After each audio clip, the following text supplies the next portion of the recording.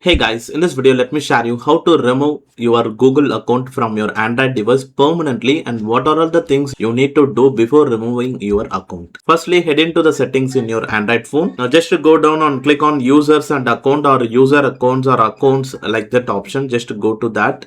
And here is the option Google, click on this. Now here is the option to click to remove this account. But before removing this account, you need to just check out one more thing. So just to go back and click on the Google, click on this arrow and click on Google account. Now here click on security and sign in.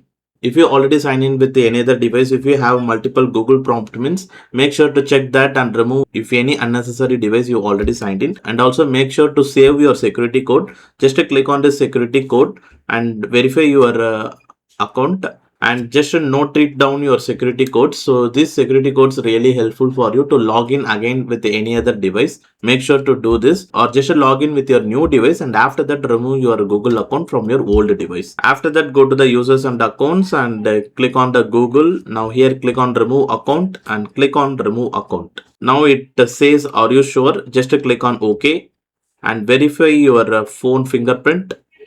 And that's it. Now your Google account removed from your Android phone permanently.